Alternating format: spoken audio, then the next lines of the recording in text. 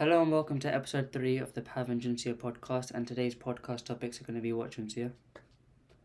It is going to be five interesting facts that we thought about in like 6 minutes. Yeah. Yeah. So we did like weeks and weeks of planning on this because it's like the best thing that... This is basically our favourite ever topic. We always talk. Okay. Let's stop lying. But we're going to do one fact each, and then we'll just keep going, and then I think it'll be interesting to talk about half of them. So do you want to go first or should I go first? You can go first. Okay, so I'm going to start off with some psychology facts since we're both in psychology, so I think it'll be kind of cool. Okay, so this is something that I actually have spoken to you about because I listened to lots of podcasts about dopamine, but this is the fact. Dopamine makes you addicted to seeking information, which is kind of obvious, but I'm just going to kind of read through this. Have you ever found yourself endlessly scrolling through your social media feed? It all has to do with dopamine seeking a reward loop. When you're on your phone, you are stimulating dopamine. Many people know dopamine is a pleasure chemical, meaning it makes you seek enjoyment and pleasurable activities such as food, sex, drugs, etc. But dopamine also makes you seek information and become curious. So when you're looking at your feed, your dopamine loop becomes engaged and makes you want to keep scrolling to look for more information. The scary thing is, you will never be satisfied with the amount of information. You will likely continue to scroll through your feed until something interrupts you. Anything you'd like to say on that? Wait, okay, hold on. Is this like a podcast thing or a YouTube thing? What do you mean? Did you find out on YouTube? No. No, I read it on this. Like some article. Oh, Yeah. okay. I saw it on there, and then I just searched up 5 fun psychology facts, and this was the first one, and that is kind of cool. I think that's kind of cool. It's because I was on YouTube the other day. It was almost like word by word. Really? The same thing. Maybe they read it off it there, was from a then. neuroscientist. Maybe they read... What was his name? Was it Andrew Huberman? I don't know. All I remember was that he was a neuroscientist. He was a guy. Was he bald? Huh? What, did he have hair? I actually can't remember that well. I remember he had a beard. Yeah, I think it's Andrew Huberman then. Like, that's the same one I listened to. I find it so interesting. Yeah. But on dopamine, what do you think about it? Like, what do you think about this fact? I think it's pretty obvious, but still, like, because we know about it, but what do you think about it? I think being able to use dopamine to our advantage to want to, achieve things in our lives. I think that's actually a really, really nice thing. Yeah. So, since we kind of spoke about the podcast thing, I was actually listening to this, and the fact that I found about dopamine, or like a thing I learned, is that if you spend time away from, like, so like I'm on TikTok for like 2 hours a day, and then you spend time away from it, your dopamine levels reset, and then you can enjoy the thing again.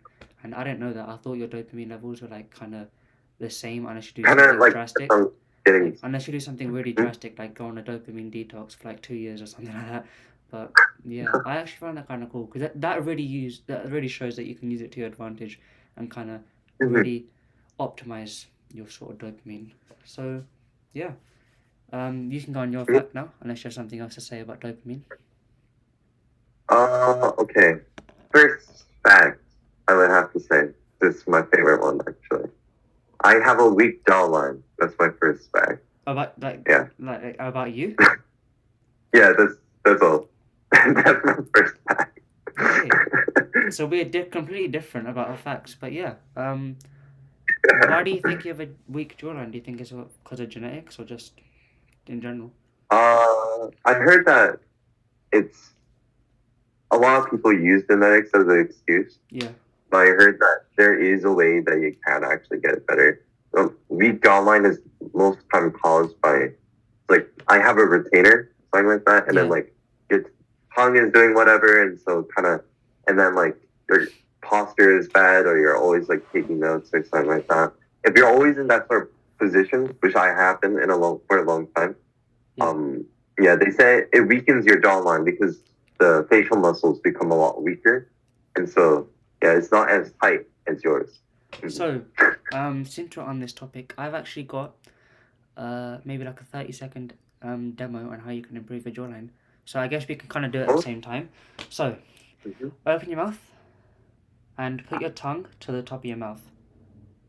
Then shut your mouth. And then basically just swallow your spit and keep it there. So like, do that. And then just keep it in that position and just keep breathing through your nose. And just do that for like the whole day. That's called mewing. Just do that for the whole day. Or yeah, I think I did that actually. Yeah, I searched it out and then they said to do that. yeah, and another thing which we did on Friday is 1 second, let me get chew gum. Chew gum. Yes. It's good for your jaw muscles. Mhm. I can virtually give you my last piece of gum if you want. So just imagine you Sure. take it and you. Okay. Thank you. Okay. So. It's good. Do you want to have a good jawline? Like actually, or? Yeah, of course. Well, hold on. It's like, did you ask me if I want to have a good jawline? Yeah. Yeah, of course. Because I think it'd be really nice to have a nice jawline. What's the main reason that you want Okay. a good jawline, Junseo? My main reason for why I wanna. Well, I mean, I think if I'm being just really frank, it makes me look better. Yeah. That's all it is. Yeah. It's just all about appearance. That's really it. Yeah. Yeah. And Other than that, there's no I really reason. completely agree, to be honest. Mm-hmm. I feel like it's kind of cool anyway. But yeah, what were you gonna say? No, nothing. Okay, should I move on to my next? Should we go on?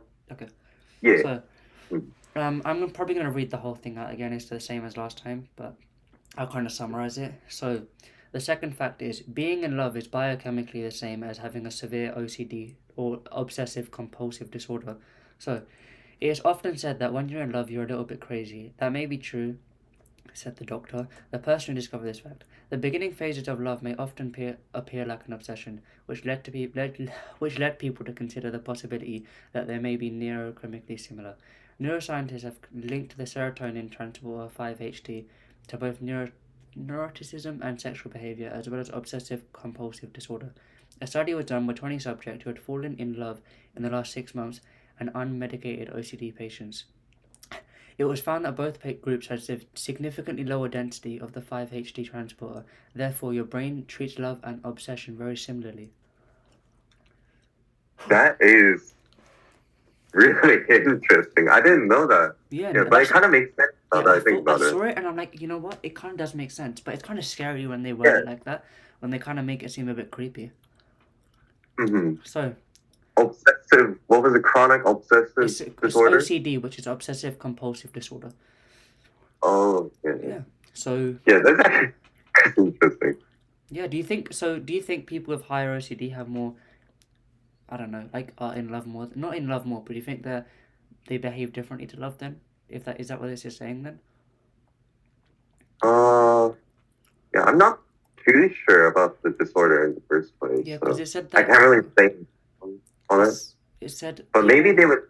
Yeah. Oh yeah, go. So I said people would fall in love in the last 6 months, so that probably means that they are in the best stage of their kind of love life in a way, I guess maybe, and unmedicated OCD patients, so they're kind of like at the peak. So I guess they kind of compare them at similar stages. So it might be the same. Yeah. That is interesting though. Like honestly. Yeah. So what do you like? Are you scared now of falling in love? That you're gonna be an obsessive person? You're gonna be obsessive. Well, I mean, I guess if I do fall in love, as long as I don't develop the disorder afterwards, like it's like it becomes chronic and then it affects everything in my life, then maybe then it would be scary. But I'm not too scared about it, but it's definitely an interesting fact. Neither am I. I think it's more of like a fact that you can kind of look at and kind of talk about and not be scared of. Because I don't think either of us, I don't know, but I don't think either of us really have that severe OCD, or at least not yet anyway. But do you want to talk about your fact? The second one? Yeah, sure. Okay, so there was one really interesting fact about anthropology. And so I think they found the footprints in Mexico. They looked at the footprints and turned out to be a couple like thousand year old. And so the footprints were there for a really, really long time. But in the middle of the footprints, they determined that it was a woman who was running. But in the middle of the footprints, there was occasionally two little footprints that appeared between the footprint of the woman. And so, what do you think that two little footprints were? Did they find out what the big footprints were, or did they not say anything about them? They theorized that it was just a human Oh, that was okay. running. Yeah. It could. How long ago was this? Or did they not know the time? It was a couple thousand years ago. Okay. Yeah. So it can't obviously be like pets or anything because that's kind of stupid. But I don't know. Do you know the answer to it or no? Okay, I think. Yeah. Okay, I've got one more question. Is it like four footprints, like as a four-legged creature, or is it two footprints?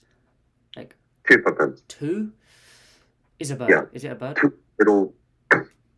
Is it a bird walking?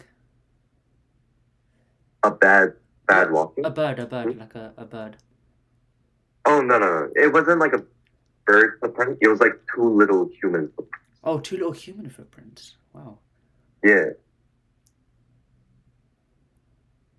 Wow. That's really weird. That's really weird. Yeah. All right. Do you want the answer? Let me think. Was it a baby? Yeah, it was a baby. So what they theorized is that it was a woman who was running away from some sort of like what was that, ancient predator, and then the woman had a baby with her, and so that's why while she was running in the sort of mud at the time in Mexico, she would put down the baby like for a moment to rest her arms and look around, and then if it was still dangerous, she would pick the baby back up and start running again. Oh. And so that's what they theorized the sort of story behind the footprints to be. But it's really interesting from how we could just tell that from footprints. Do you know what they're gonna do? Or maybe they've already done this. They're gonna make a lesson about this, some sort of thing like you be the little footprint or something like that. You can kind of see that they're gonna make some sort of educational history lesson about this. But that is kind of cool, to be honest. Like, I found it on TikTok. But really? Yeah. TikTok has so many random facts, isn't it? Yeah, they do. Yeah. Mhm. So, do you want to add anything else to that fact, or is that it? That's all. Okay. So my next fact, I haven't read about it yet, but it says, in a few hours you can be convinced you committed a crime that never took place. So, what it says is, evidence from wrongful conviction cases led to the development of this study. The study involved interviewing adult suspects in a friendly environment and using poor memory retrieval techniques. Within 3 hours, the suspects were questioned in ways that led them to believe and confess to committing crimes they didn't actually commit. They were even able to describe events in such vivid detail, and some of them believed they committed a crime as serious as assault with a weapon in their teenage years. Do you think you could be convinced? So that's an interesting fact right there. Very interesting. Wait, so it's like the police started investigating you, and then after about 3 hours, they're convinced that they actually did commit the crime. Basically, what they're saying is that, like, if they were questioned in certain ways, like, I'm not sure if it's like all this every single time, but in certain ways, if they ask like certain questions, they can be convinced in believing they did the crime. But I'm not sure if it said that the police did that on purpose or if that just happened just in general. That's kind of weird though. That's scary in a way. It kind of is, yeah. To psychologically kind of manipulate someone, kind of like that. So there's probably a couple instances, maybe more than a couple instances where that's actually happened and we haven't discovered it. Probably. Yeah. But do you ever think you could be convinced by that? Well, I mean, if it worked on other people, it'll probably work on me. Yeah. That's so scary though. But obviously, hopefully, we never get in that sort of situation in the first place. But still, that is scary. Yeah. Anything else you want to talk about on that? I think it would be interesting if you could do that with not just memory, but like maybe abilities as well. Abilities? Like, oh yeah. Like perhaps I go to you, right? I like kidnap you, okay? And then I bring you to an interrogating room. I just start screaming at you. You're good at soccer, right? And so I say that for like 3 hours. And then you go to the football field and then you become really good at football. Even though you are pretty good at it right now. Hopefully. Yeah. I've actually got a good idea now. So you know how in psychology we have to do an experiment? Well, what if we use this as an experiment where we basically say something like we convince someone that they did something That they they're good didn't. at science. Or that yeah, we could ask them certain questions. Oh, yeah. That they did sign those Yeah, things. that would be kind of cool. Do you think we could pull that off? Yeah. Well, we should actually try that. I Okay, think that'd so be fun. if you had to like you to convince me that I am into, I am actually the world's most enthusiastic basketball fan. What would you ask? What's the first question you'd ask? if it, I know it's hard to put you on the spot like that, but Wait. What was it? Influence you to think that you're the most, what was it, enthusiastic basketball fan? or something like anything Uh, stupid like that. Like, what would you think? What would you say? What would be your approach, basically? to convince you Yeah. that you are. Okay. Maybe I would bring up like fake memories. Yeah. Or something like that. And so I would be like, oh, don't you remember the time when you went to this so and so stadium at this so and so year and then played with your so and so friends and did basketball with them, blah blah blah. Maybe I would like try to trick you into believing memories that aren't true. And so eventually I can build up on those and then you'll start believing that you are. Yeah. I actually watched a movie about this. Like, it's not really about memory, but it was part of it. So it's called Kingsman, and it's about like I'm not sure if I told you, but it's about like basically crime and everything. But one of the things that happened Right. was one of the agents got shot in the head in the first movie, and in the second movie they found out he's alive and everything, but he lost all his memory. So what they did is Mhm. they kept going in and trying to figure out how to make sure that he remembered his past life. So one of the things they did was when they were in their training, they would fill a room up with the water and you had to escape, and you Mhm. would wake up and you wouldn't know what to do. So then they did that and he didn't do it. But eventually they figured out how to do it. So they, at the end of your training, you're meant to shoot a dog, like that you've trained and Mhm. everything. But the bullet's like it's a blank bullet or whatever, so you don't actually shoot it. So they get a gun and they keep trying to aim it at a dog, and then eventually he remembers. So obviously that's not true, but do you think that could be true? Do you think we can trigger some sort of way to memorize your past life after losing a memory? Oh, so like revive memories that Yeah. you previously lost. Yeah.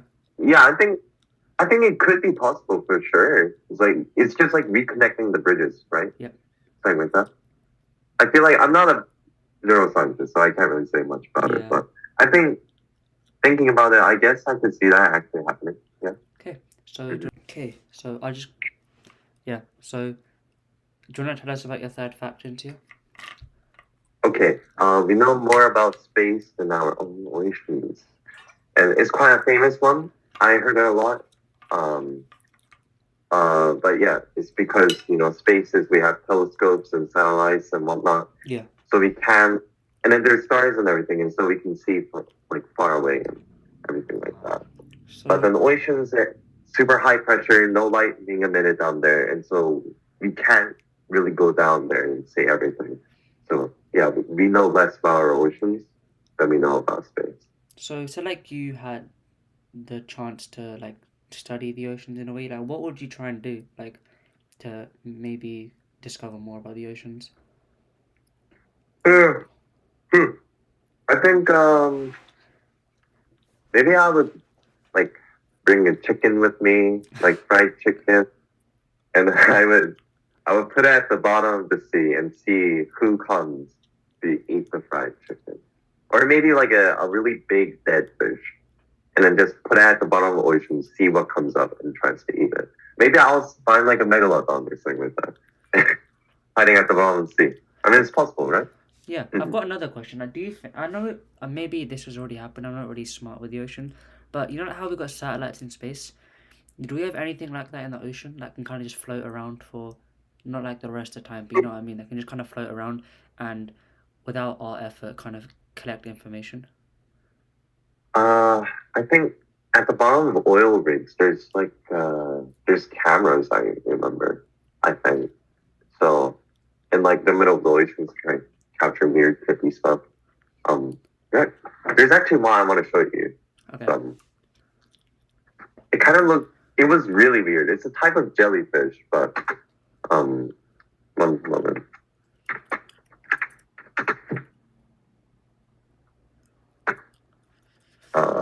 While you search that up, I'll just let everyone know something big happened today, like extremely big. Oh yeah. Tottenham 1-3-2. They scored in the last minute. What Okay, is that? keep going. Uh, where is it?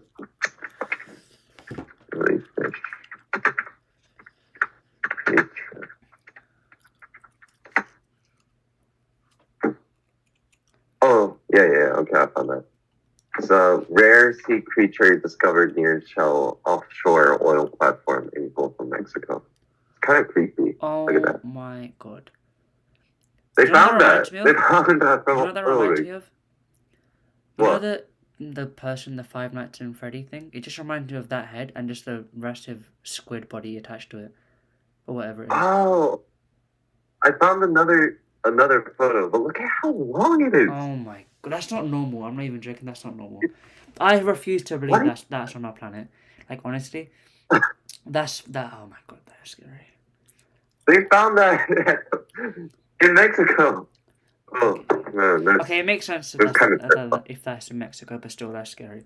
That is scary. yeah.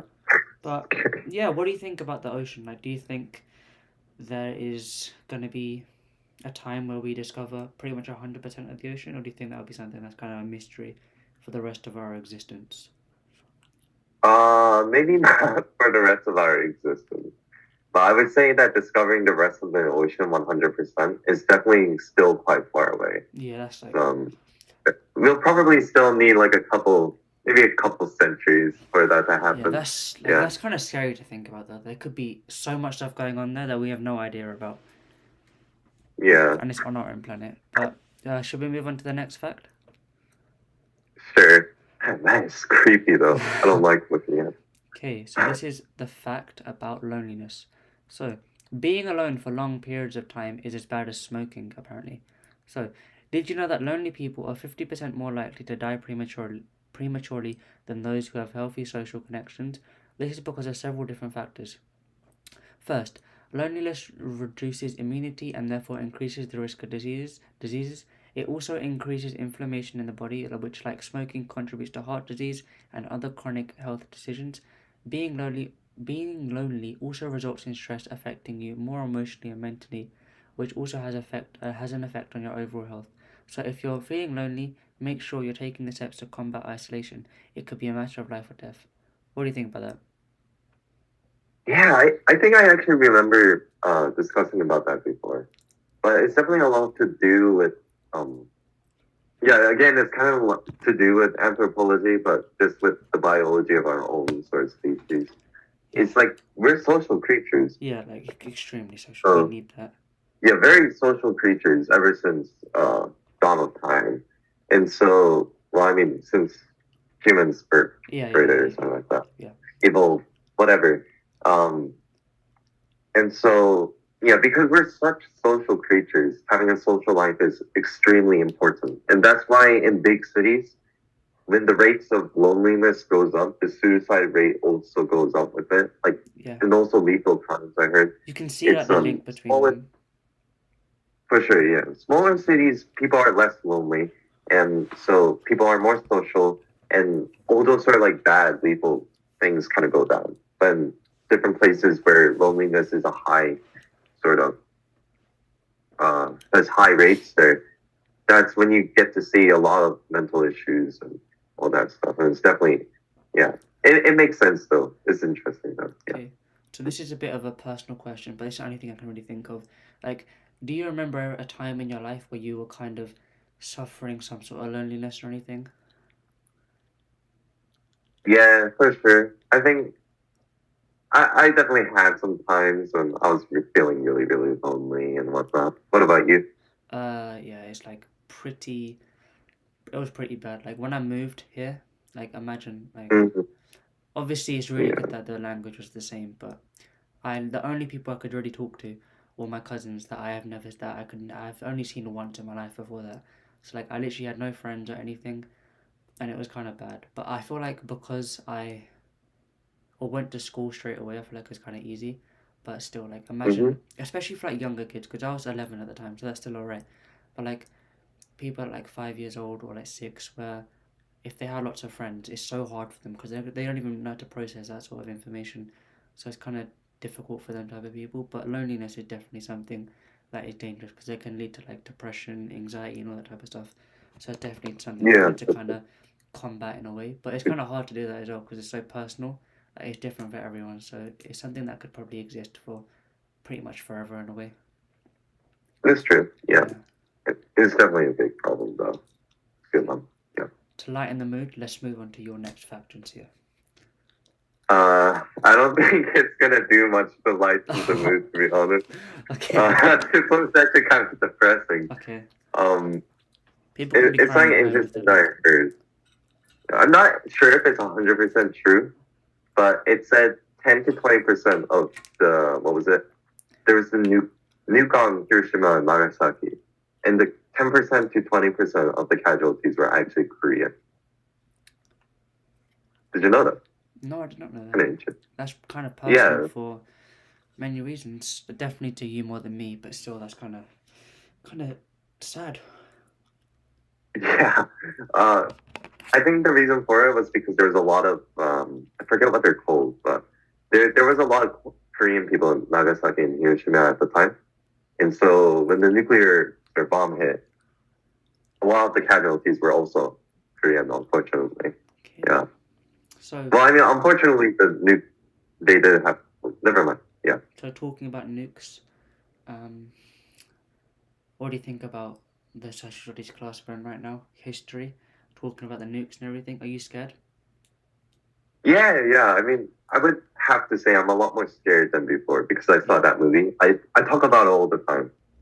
Yeah. Maybe I'll show you. Yeah, I'll keep talking about nukes. Like, if anyone is watching at home, hopefully someone does. Like, nukes are the most scariest thing I can think of right now. Like, honestly, Yeah. if anything happens, like, imagine we're just all these like sacrificial lambs while the government is all attacking each other, and like we're just kind of just here. We can't control it. That's kind of scary. So Yeah. it is really a depressing situation. Like I brought up the images right now. This is the movie though, The Road. I'm Even pretty that sure just it looks takes scary place by after. itself. Yeah, it's like it's just depressing. I think that's what makes it so scary. It's because after the sort of nuclear war, there's nothing alive. It's Yeah. mostly just everything is destroyed, and so people are just eating insects or converted to cannibalism, and there's no way of getting out of it. I think that's what made it scary. Is that there's no restart. There's no you can get out of it. There's no escape. It's like So- it's the end. Does that kind of end the human like race in a way? Is that what ends it? Do you think? Yeah. And it's definitely it's depressing because after some sort of nuke, there will also be a nuclear winter, which is when all the particles, I believe, covers the sort of Earth, and so the sun can't reach it, and so it goes into sort of what was it, ice age in a way. So no sun for a long period of time, so plants can't grow. Plants don't grow, animals die out. Radiation also kills a lot of creatures, and then so everything related to life kind of just collapses on Earth, I guess, other than in the sea. And so, yeah, all the land beings, most of them would probably die. I think that makes it really scary. Yeah. That's if that does happen, or if we basically even know it's gonna happen, that's where we need to speed up this colonization of Mars. To be honest, we need to get there as fast as we can. Then, You get there quick. yeah, I feel like that will pretty much end everything. Like there's no, like you said, there's no way coming back from that, and there's no chance that even if we can colonize Mars, how are we getting this many people to Mars? How Yeah, 7 billion it's is a impossible. lot. It's impossible. So this will definitely lighten the mood with the next fact. I'm not sure how you're gonna react to it. This is a kind of a random one. A cloud can weigh around 1 million pounds. So, your childhood dreams of floating on a weightless cloud may not withstand the scientific fact. The average cumulus cloud can weigh up to 1 million pounds, according to the USGS. That's about as heavy as the world's largest jet when it's completely full of cargo and passengers. Okay, yeah. So that's it. What do you think about that? That's kind of random. I think it's funny. Yeah, it's when you see clouds and they're kind of just floating in the sky, you don't really expect them to be that heavy. Yes. Yeah, 1 million pounds. That's a lot. Yeah, that's like I don't even. So how the hell do they stay up there? That might just be a stupid question. Like, how the hell are clouds like a thing? Like, I don't understand clouds. Like, how do they even form? To be honest, I wish I knew the answer. I should have paid attention in my grade 6 science class because we learned about clouds then. Yeah, like I have no idea about anything. I should probably learn that. I should. Yeah, I forgot about it from grade 6 science, Yeah. and so I think I would have to review that for sure. Yeah, but that's a bit of a pointless fact to kind of lighten the mood. But what's your next fact? Hopefully it's not as depressing, but whatever it is, hopefully it's good. I think, never mind. I feel like this might be a little depressing, Okay. but it's also kind of positive in the same way because it means that our lives got a lot better, maybe. Yeah. But it says they analyzed, I think it was canoeing team, like a woman's canoeing team. Yeah. And they analyzed the certain muscles, and then they went into these sort of fossils of, what was it? Just a long time ago people, like a couple thousand years ago, humans. Yeah. And so they analyzed the muscles, and they found out that, they were the same strength or something like that. So it's like one of the world's best like women's canoeing team had the same amount of muscle as someone like that long ago, just random ordinary people. Oh. That is kind of interesting. Like, Yeah. so so it was 1,000 years ago, like roughly that time period? Not like 1,000 years ago. It was just like, what was it? I forget the name. It was like Neolithic era, something like that. Okay, but Like Ice Age. that's long. But like that kind of makes you feel weak? Like, honestly, that kind of puts Yeah. into perspective. Like, we are not as strong as we think we are, but still. Mm-hmm. So on that topic, what do you think about like evolution and stuff? Do you think we're gonna get stronger in the future?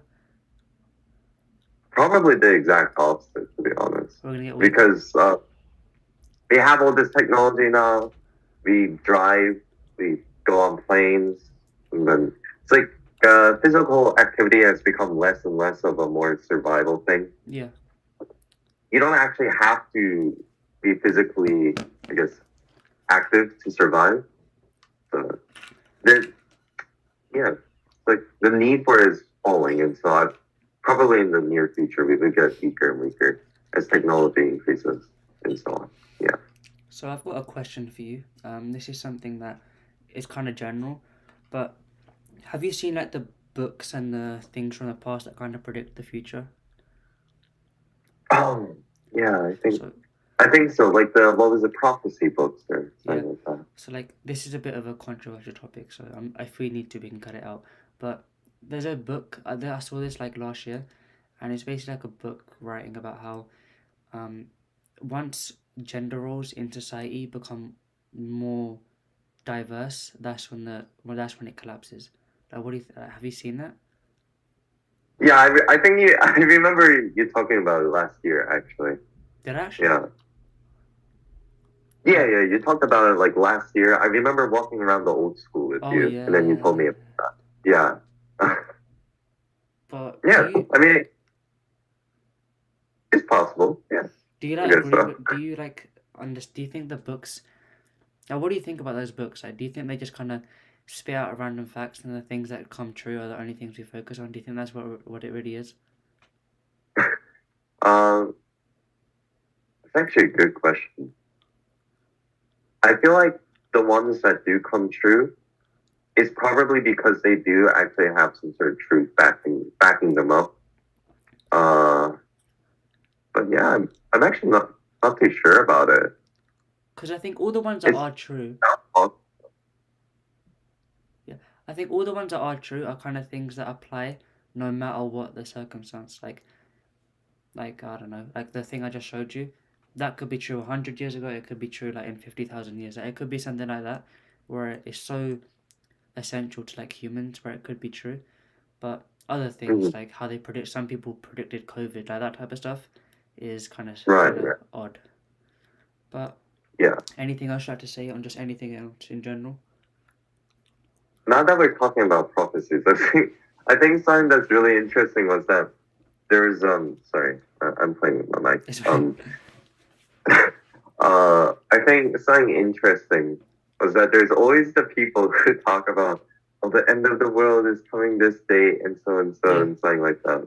I remember one time, like, people theorized that it was gonna be like 5 days. What was it? May 15th, so 5 days after my birthday. Oh, I remember people were like, "Oh, it's gonna end in May 15th," and people were talking about, "Oh no, it's gonna end in like January so and so." It's like I think a lot of times it's just hit or miss. They yeah, it's just definitely hit or miss. say that it's gonna be end of the world this or then, and then I don't know, maybe nuclear war happens approximately around that time, and then they would be like, "See, I was right," something like that, maybe. Yeah. So, since we're on this topic, what is one prediction that you have for the next 50 years that could come true, Junseo? So this podcast will be a thing that historians discover and study for the next years. We're the next Shakespeare, Junseo. I guess my predictions for the next 50 years, I think is very, very obvious, but we are probably not going to last that long. 50 years later, it's probably going to be, there's definitely going to be more wars if Ukraine is being invaded right now. Yeah. And considering how, I guess it is kind of controversial, but pollution, I think, is getting a bit serious and it's Yeah. getting very, very hard to earth. And so there's just so many factors that aren't going our way right now. And so I would say in the next 50 years, humanity is probably going to be kind of just struggling, probably, if we aren't already. We'll still be here? Yeah, I don't think we're going to be here then. This could be really bad. The prediction that I have, a bit more positive one. It's not really positive, but it's not as bad as the one that you have, is that we are all going to be controlled by some sort of technology, like in a way where basically we're going to create technology so advanced that we don't have to do anything. And it's not going to be a positive thing, but you know, like how there's people that say that if we have so much technology, we can kind of have a life where we focus on more creative stuff that robots can't do. Like even this, like robots could never do a podcast. Like they'd never be able to do it. Yeah. Like, more like artistic and creative things. Like if that happens, I feel like it could be really positive. But it could also be something else where robots become so much smarter than us that we kind of fall into a trap where we are so useless. So I think it can go both ways. But I feel like that's something that could happen, and it'll be really cool if it's a positive thing. But if it's not, then that's the end of us anyway. There's a lot of end of us happening in this podcast episode. Yeah, this kind of took a dark turn for sure. From interesting facts to depression. Yeah. And Okay. anything else you want to say? Hmm? Anything else you want to say? No. Well, actually, it's interesting that you brought up robots because today I actually just watched something about like robots in the future and whatnot. It's kind of interesting. It kind of went the reverse way that you mentioned. It's like it was like a little short. It was talking about like how we're gonna start like killing robots because they'd be dangerous and whatnot. But yeah, never mind. So we basically reset our society, basically. Is that what goes on? I think so. Yeah. Would you want to live in that way? Like honestly?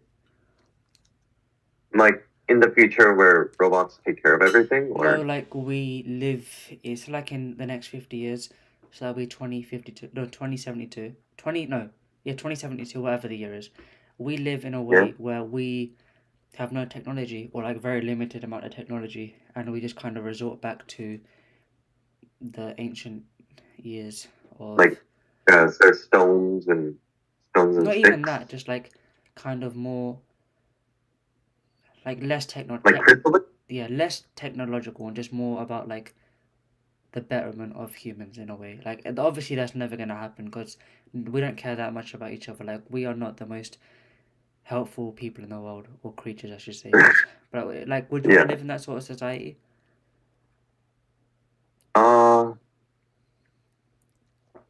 What about that? Sorry, can you what about this society? It's like imagine we live in a society where we can't have any phones, we can't have any like TVs. We So just yeah, live. technology went down and everything. Yeah. Mhm. Would you want to live like that? Oh, live like that. I don't know. That actually doesn't sound too bad, to be honest. I feel like it really I think it depends might on where you actually live. cool. Yeah, because a lot of people are already talking about how manipulative or dangerous social media has become, Yeah. or like phones or whatnot. Which is ironic because I'm filming this on a phone. Yeah. Yeah. But yeah, but disconcerting that. Yeah, I think it would be nice though. Yeah. It might be a little freeing actually. I feel like we definitely couldn't last like that because we're so used to it. But I feel like it'd be nice for like a couple months, just live like we are in the year 10 of this universe or something like that. Something stupid like that. But we live like we have no Yeah. technology, nothing. But it really does depend on where you live.